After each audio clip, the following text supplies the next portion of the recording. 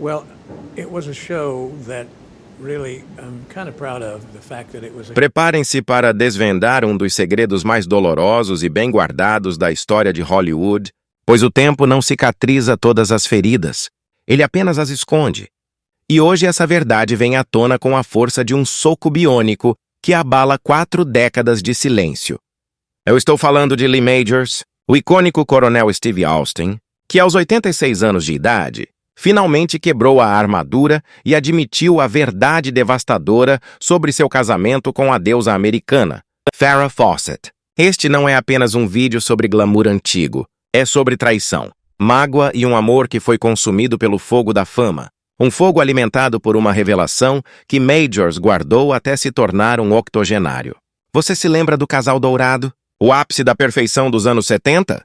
Por trás dos sorrisos perfeitos, havia ciúmes implacáveis e agendas de trabalho que destroçaram a intimidade.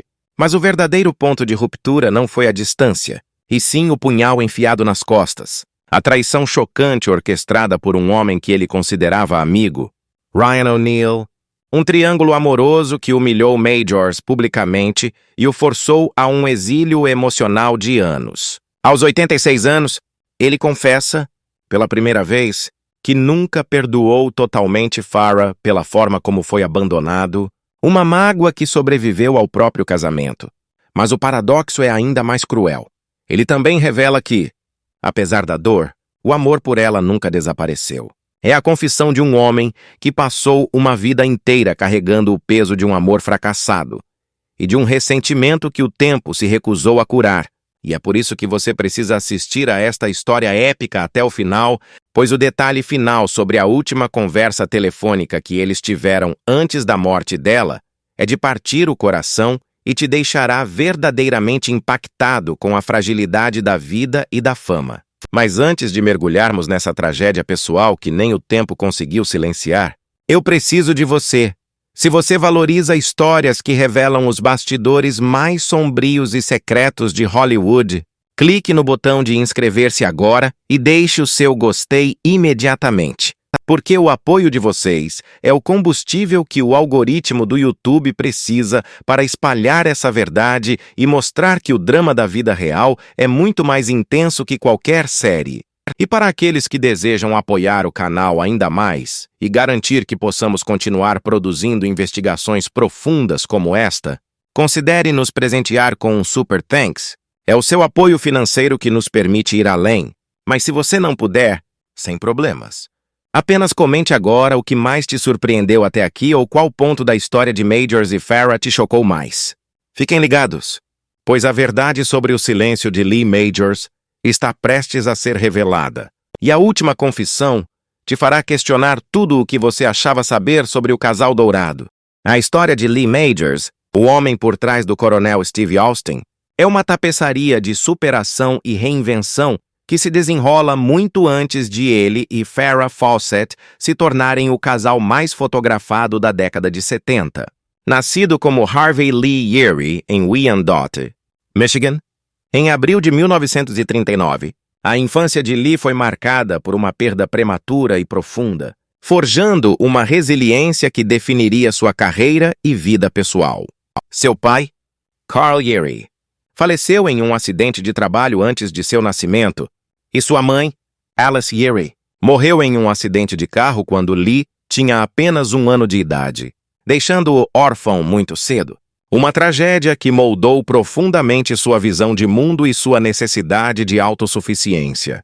Criado pelo tio e pela tia em Harrodsburg, Kentucky, ele adotou informalmente o sobrenome Majors de seu tio, um detalhe biográfico que ele formalizaria ao ingressar na vida artística, honrando a figura paterna que o acolheu em um momento de extrema vulnerabilidade. Essa base em Kentucky, longe do glamour de Hollywood, o conectou profundamente ao mundo dos esportes. O jovem Lee Majors se destacou no futebol americano no ensino médio, jogando com garra e dedicação.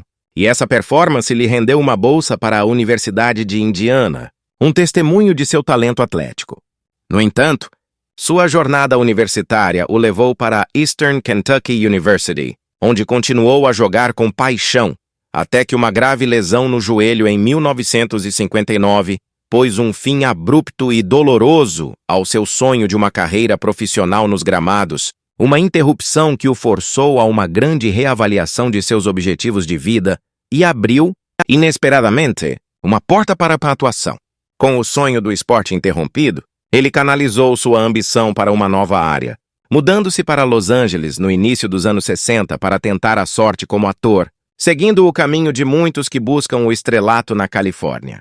Ele trabalhou em empregos de subsistência, incluindo um período em uma loja de artigos esportivos. Enquanto estudava atuação, um sinal de que ele estava disposto a pagar o preço do trabalho duro para alcançar o sucesso.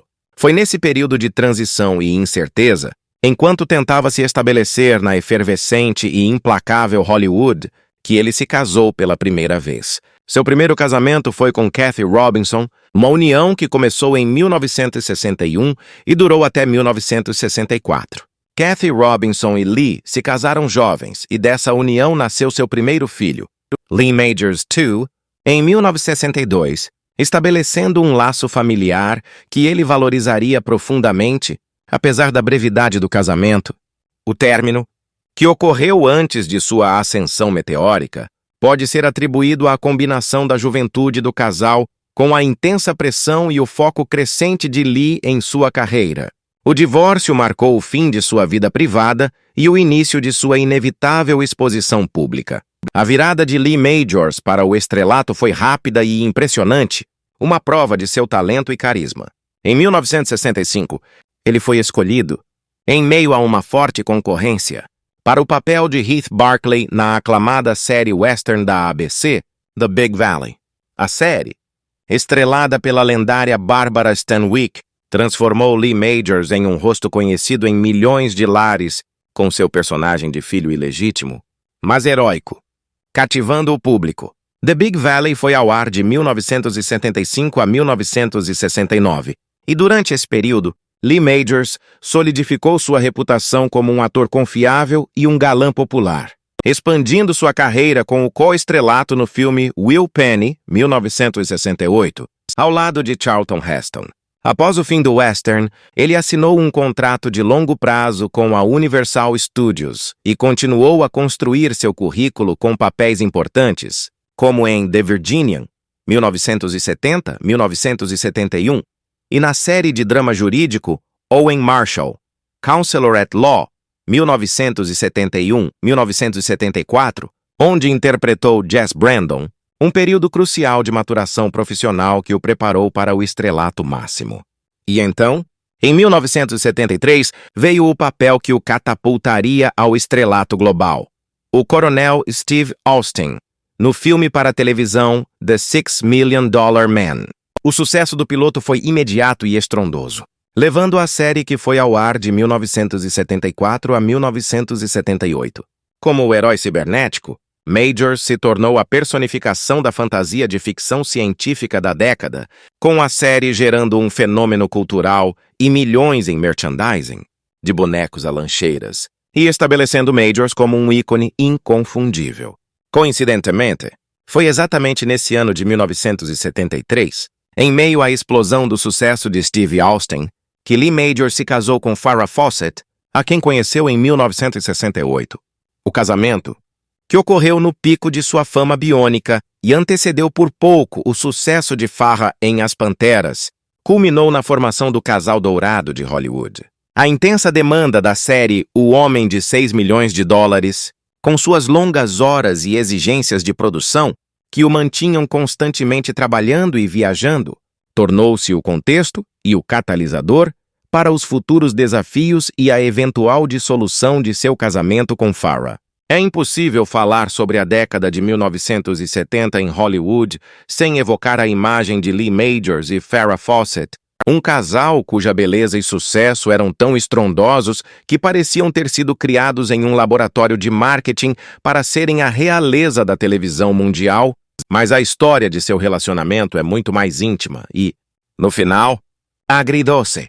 O início de tudo remonta a 1968, quando Lee Majors, já um rosto conhecido graças ao sucesso de The Big Valley, conheceu Farrah Fawcett, uma jovem deslumbrante que havia acabado de chegar a Los Angeles vinda do Texas para buscar uma carreira como modelo e atriz. Lee, que tinha cerca de 10 anos a mais que ela e já era uma estrela estabelecida, ficou imediatamente cativado por sua beleza natural, seu sorriso radiante e sua ambição. Ele se tornou mais do que um namorado. Ele foi um mentor e um impulsionador de carreira, apresentando-a às pessoas certas da indústria e ajudando a pavimentar seu caminho.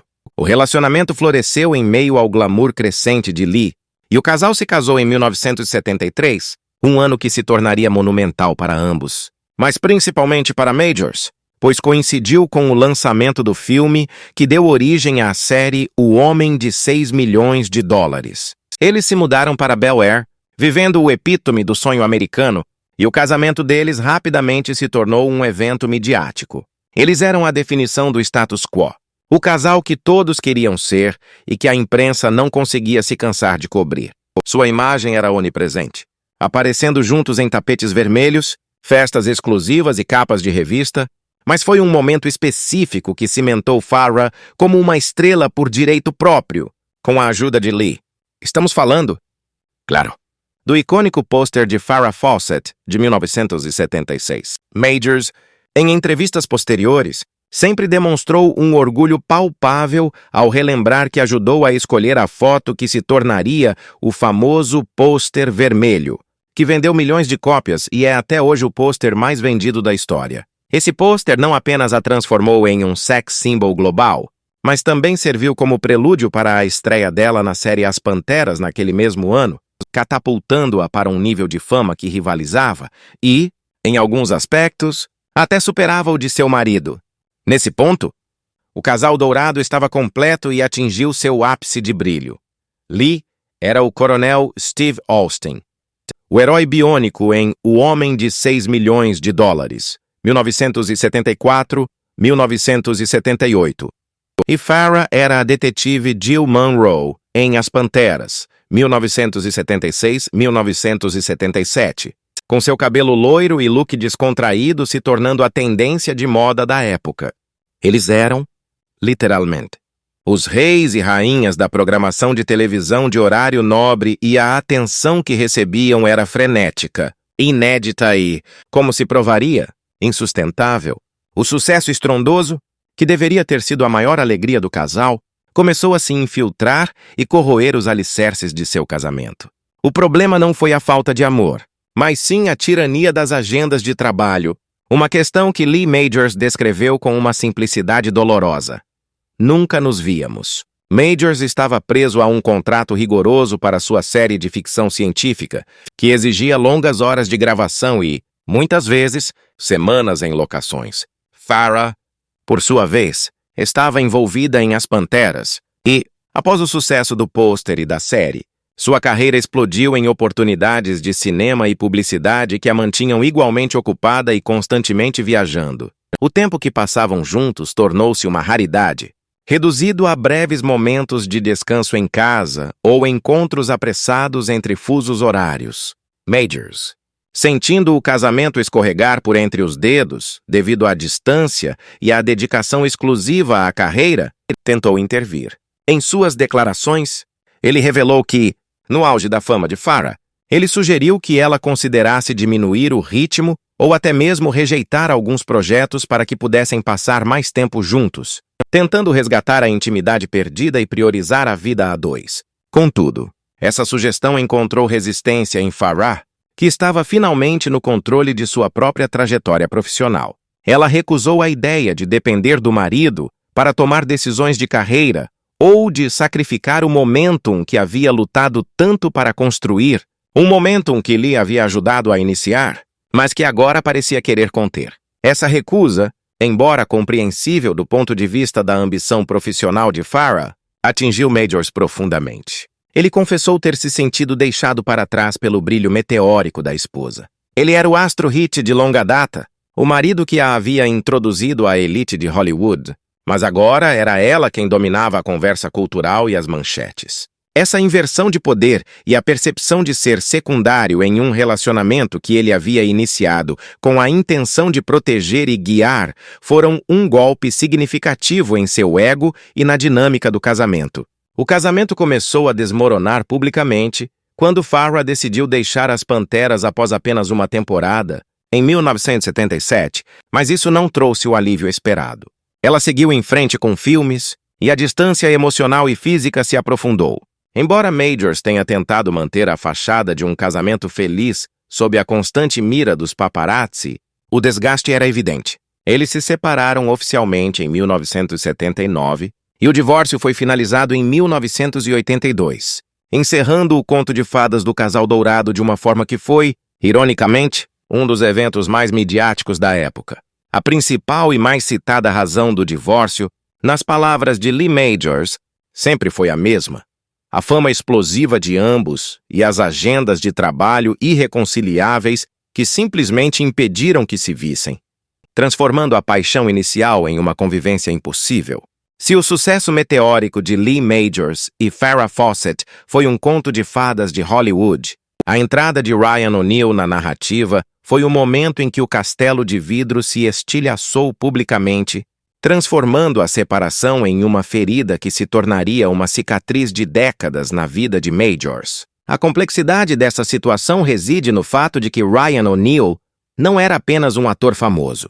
Ele era um amigo próximo de Lee Majors. Um detalhe que transformou o divórcio de um evento privado em um triângulo de traição exposta e pessoalmente humilhante. Majors havia conhecido O'Neal por meio de sua esposa na época e os dois se tornaram parceiros de golfe e conviviam socialmente com frequência, o que torna a subsequente relação entre O'Neal e Farrah, enquanto ela ainda era legalmente a senhora. Majors, um golpe de lealdade devastador.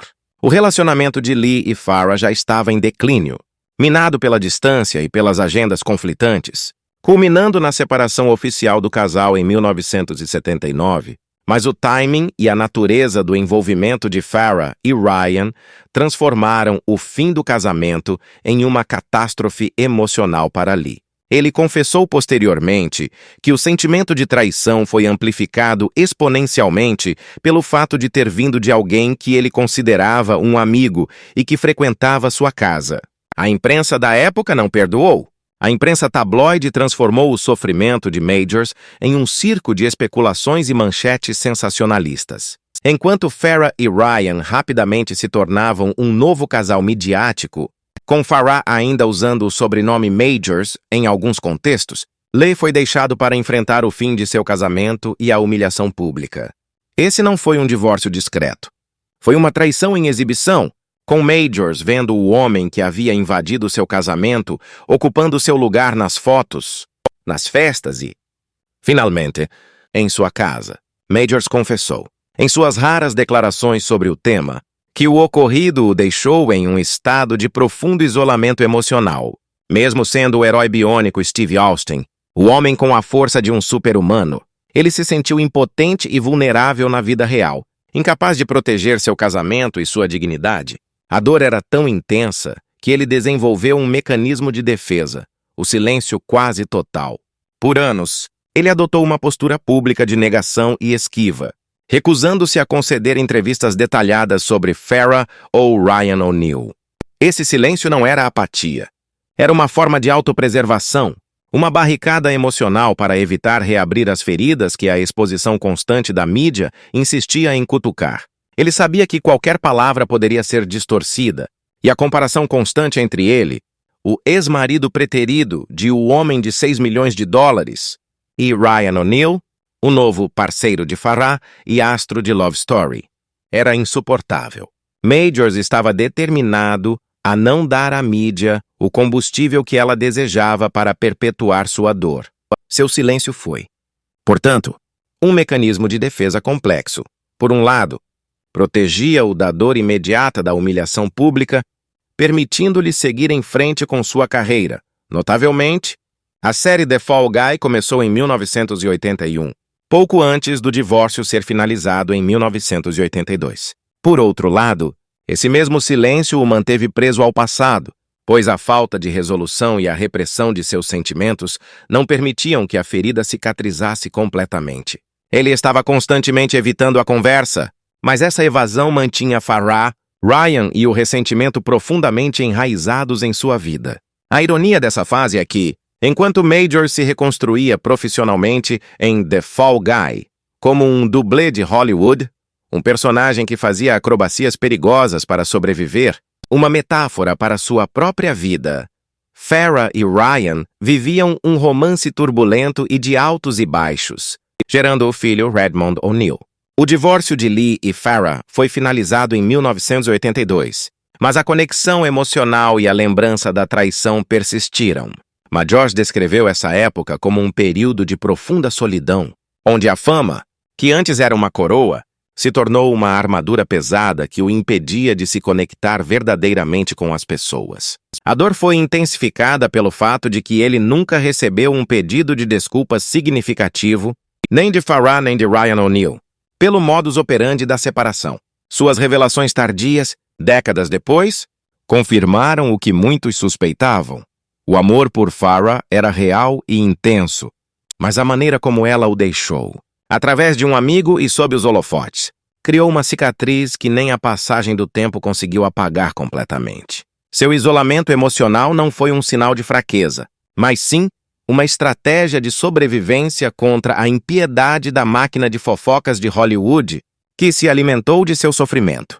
Após décadas de silêncio rigoroso, que funcionou como uma armadura impenetrável contra a curiosidade da mídia e a dor reincidente, Lee Majors finalmente, já em seus 80 e poucos anos, encontrou a voz para expressar a profundidade e a dualidade de seus sentimentos em relação a Farrah Fawcett, revelando que a história do casal dourado não foi apenas uma tragédia de Hollywood, mas sim uma ferida pessoal que ele carregou por quase toda a vida adulta. Esse silêncio, mantido por tanto tempo, serviu como uma espécie de penitência autoimposta, uma forma de evitar que a imprensa se alimentasse de sua vulnerabilidade, mas o preço foi uma repressão emocional que o tempo transformou em mágoa silenciosa. Suas confissões mais fortes e polêmicas vieram em entrevistas reflexivas, onde a idade e a distância dos eventos lhe concederam a liberdade e a perspectiva para ser brutalmente honesto. Aos 86 anos,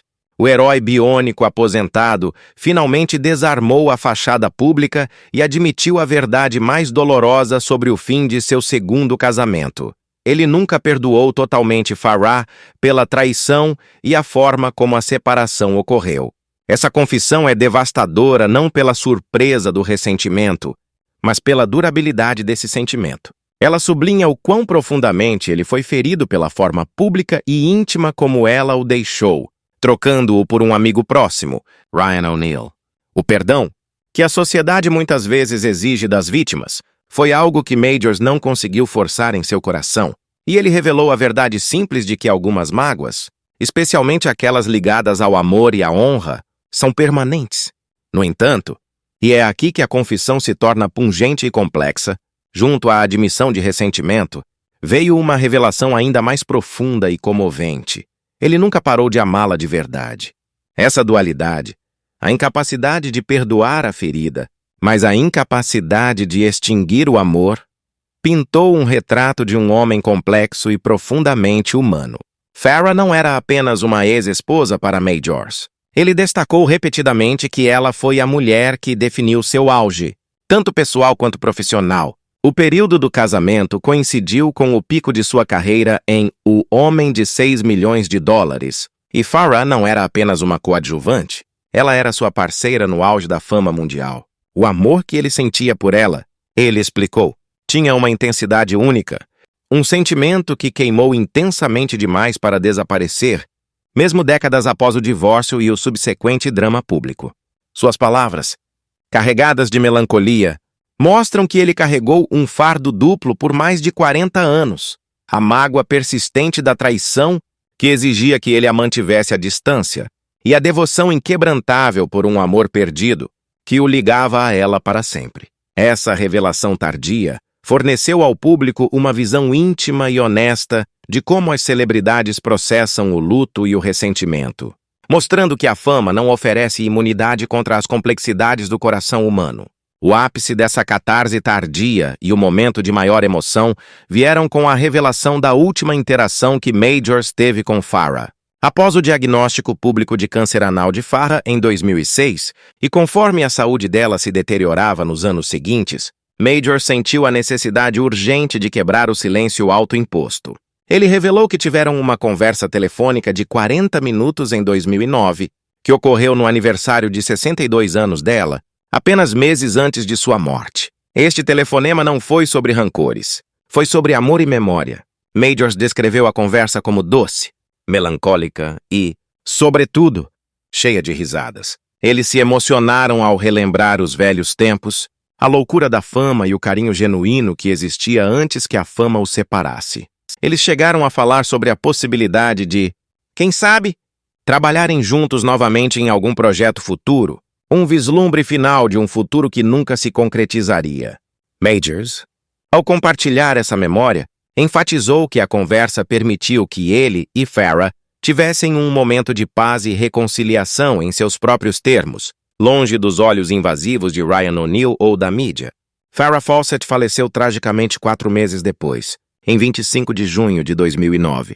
O fato de Majors ter guardado essa história por mais de uma década antes de compartilhá-la publicamente sublinha a natureza íntima e sagrada desse momento final. Essas declarações polêmicas, que finalmente emergiram de Lee Majors aos 86 anos, serviram como sua despedida tardia e pública. Ele finalmente expôs sua verdade. Ele foi um homem que perdeu o grande amor de sua vida não para o tempo ou para a doença, embora a doença o tenha levado, mas para as pressões de Hollywood e a falha de um amigo. A fase da despedida e do luto de Lee Majors, após o falecimento de Farrah Fawcett em junho de 2009, é um capítulo de extrema sensibilidade e complexidade que só pode ser verdadeiramente compreendido à luz do longo histórico de dor e silêncio que ele cultivou desde a traição de 1979.